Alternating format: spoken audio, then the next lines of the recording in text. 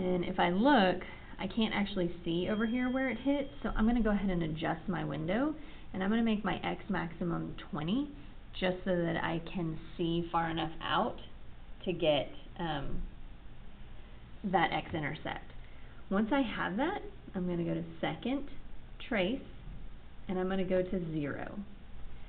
I want to be on the left-hand side of where I think it's intersecting, so right now this blinking cursor is on the left-hand side. Now it's telling me to go to the right, so I'm just going to arrow over until I can get my blinking cursor on the right-hand side, hit enter, and then it's going to ask me to guess. I found that it was 11.455 feet, which means from when you threw it, it traveled 11.455 feet. Okay. Okay, this next one, we are looking at throwing a ball up in the air near a wall that is 17 feet tall, and we want to know whether or not it will go over that wall. Which basically means I need to find out how high the ball goes to determine if it goes high enough to hit 17 feet. Because if I throw this ball up and the maximum height is only 10 feet, then I know it's not going to go over the wall. So I'm really looking for my vertex. So negative b over 2a, since this is in standard form. So I have negative 25 divided by 2 times negative 16. So negative 25 divided by a negative 32. Is going to give me 0.78125. That tells me when it reaches its maximum. It doesn't tell me what the maximum is, so let's go ahead and plug it back in.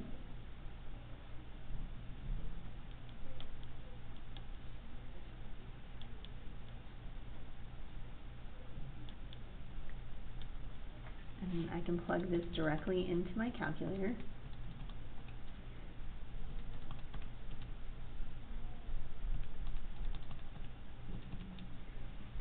And the maximum height it ever goes is 15.766 feet. So will it clear a 17-foot wall? No. All right. 27, 29, and 30. I'm trying to find the value of C that will make this a perfect square trinomial. So I'm going to take my B value and cut it in half. So 6 divided by 2 gives me 3. And then I'm going to square that. 3 squared gives me 9. So C would be 9. My perfect square trinomial would be x squared plus 6x plus 9. So factored, it gives me x plus 3 squared. On this one, I have negative 50. I'm going to cut negative 50 in half, gives me negative 25. And then I square that. C will give me a positive 625. So my perfect square trinomial is x squared minus 50x plus 625. And in factored form, it's x minus 25 squared. And last one, 16 divided by 2 gives me 8. 8 squared is 64. My perfect square trinomial ends up being x squared plus 16x plus 64. And then if I factor that, x plus 8 squared. Okay. All right, on 31, 33, and 34, we are looking at completing the square. So basically taking what we did on 26 through 30 and applying it to a full quadratic. I know that a negative 7 doesn't make this a perfect square trinomial, so I'm going to separate it. I keep my x's together, and I put that number that doesn't make it a perfect square on the outside. Now I want to do what I did in 26 through 30. I want to figure out what value of C would make this a perfect square trinomial. But if I add it on the inside, I have to subtract it on the outside. 12 divided by 2 is 6. 6 squared is 36. If I add it on the inside, I have to subtract it on the outside. Once I go from here, I know that this becomes the perfect square root of x plus 6 squared. And negative 7 minus 36 gives me a negative 43. Oops. Forgot to close that parentheses. All right, 33. X squared minus 4x plus 4. This is actually a perfect square trinomial because if I take negative 4 and cut it in half, I get a negative 2. a negative 2 squared is 4. This one is already a perfect square. I don't need to add anything to it, so that is my factored form. Over here, this would almost be a perfect square if the negative 16 was a positive, but since it is not, I'm going to go ahead and separate it.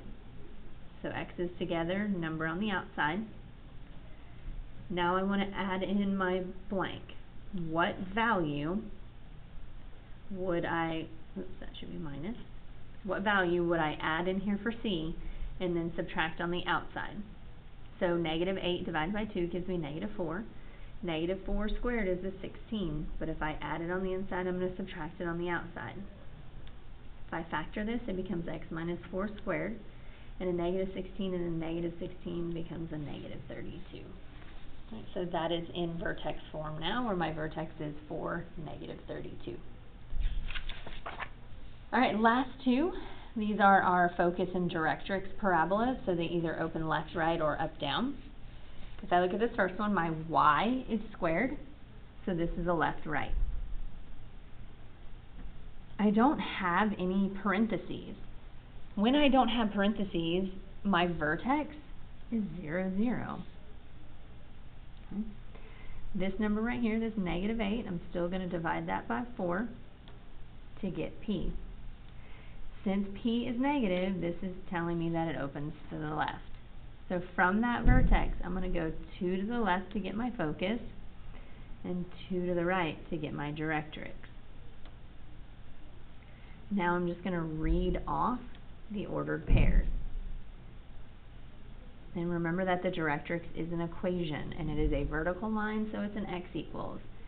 If my directrix is an x equals, that means my axis of symmetry is y equals, and it always corresponds to the coordinate of the vertex. Remember that since these are flipped, my range now takes on the negative infinity to infinity. I still need to fill in my additional 2 points. So from my focus, I'm going to go 2 times p up, so 4, and 2 times p down. The vertex with those 2 points gives me my parabola. And I just noticed that I didn't fill in my domain up here. It's from negative to infinity. Okay.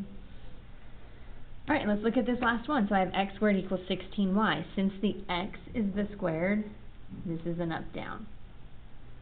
Again, I have nothing inside my parentheses, which makes my vertex 0, 0.